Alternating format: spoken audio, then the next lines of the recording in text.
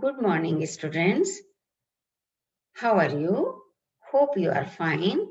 Today we are going to do worksheet number 16, subject English for class 8th. Here you have to write your name, the name of your class teacher, and below this you have to write your subject teacher's name. Again, we are going to do poem geography lesson. In the last worksheet, you read a poem about the perspective of a man who sees the cities from above seated in a jet plane. तो बच्चों हम लोगों ने पिछली worksheet की थी। आपको याद होगा कि एक व्यक्ति थे जो जेट प्लेन में कुछ हाइट तक गए थे और उनके विचार ही इस पोम में दिए गए। तो वो व्यक्ति पहचानिए कौन थे? पहचानिए। Yes, you are right, Zulfikar Ghosh. तो बच्चों वो व्यक्ति कौन थे? जुल्फिकार घोष, है ना? Now let us read the remaining poem and see what happens when we will go much higher.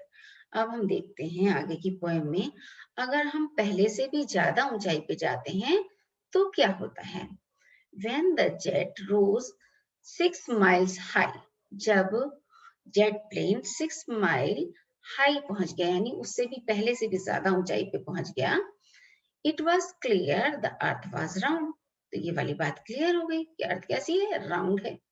And that it was more sea than land, और ये भी बात क्लियर हो गई कि हमारे पास लैंड कम है और जबकि समुद्र ज्यादा है, यानी लैंड के मुकाबले में हमारे पास क्या है? समुद्र ज्यादा है।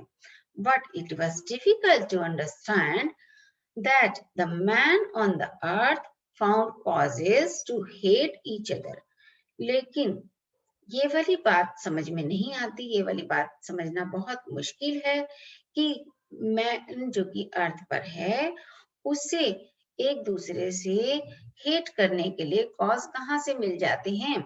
और to build walls across cities, और सिटीज के अक्रॉस यानी एक सिटी को दूसरी सिटी के बीच में एक दीवार कहाँ से उसे मिल जाती है, और एक दूसरे को वो जान से मारना, टू किल, यानी एक दूसरे को जान से मारने का मौका कैसे मिल जाता है। लोग किस तरह से एक दूसरे को जान से मारने पर उतारू हो जाते हैं।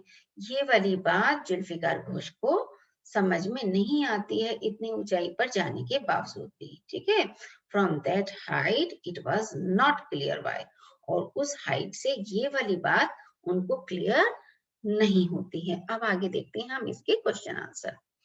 तो यहाँ देखिए, what was the height that the jet attend. तो बच्चों अटेन मतलब उसने कितनी हाइट को पूरा कर लिया था। ठीक है, कितना प्राप्त कर लिया था। तो कितना पूरा किया था? 6 माइल्स, है ना।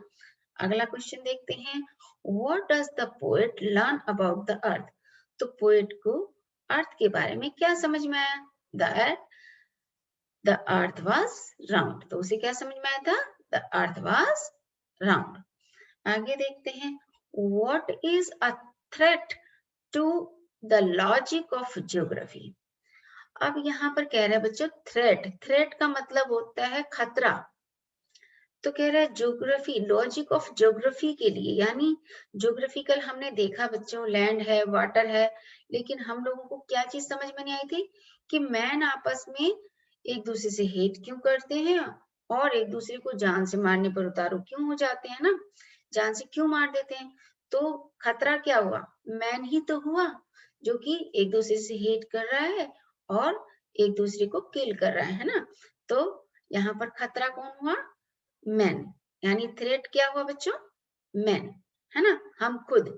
यानी अगर हम किसी से लड़ाई झगड़ा नहीं करेंगे, है ना, एक दूसरे से हेट नहीं करेंगे, एक दूसरे से लव करेंगे, है ना, तो हम किसी के लिए भी खतरा नहीं होंगे। लेकिन हम देखते हैं न्यूज़पेपर में या टीवी में, हमें आए दिन खबरें मिलती हैं कि लोग एक दूसरे को किसी ने किसी को जान से मार दिया, है ना, इस तरह की घटनाएं सुनते हैं ना, आप देखते भी हैं।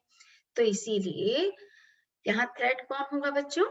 मैन, मैन खुद है जो कि दूसरों से हेट भी करता है और दूसरों को जान से भी मार देता है। ठीक है, तो इसलिए हमारा करेक्ट आंसर कौन सा होगा? Man. Make a list of rhyming words from the above mention stanza. अब यहाँ पर हमने जो स्टेंजा पढ़ा उसमें हम कुछ राइमिंग वर्ड्स देखेंगे। जैसे हमने देखा हाई वाई, हाई वाई, तो हाई वाई जिस तरह से है उसी तरह से हम राइमिंग वर्ड देखेंगे। तो राइमिंग वर्ड कौन कौन से हो जाएंगे? राउंड, फाउंड, इसी तरह से क्या हो जाएगा? Land, understand. ठीक है बच्चों, आगे देखते हैं।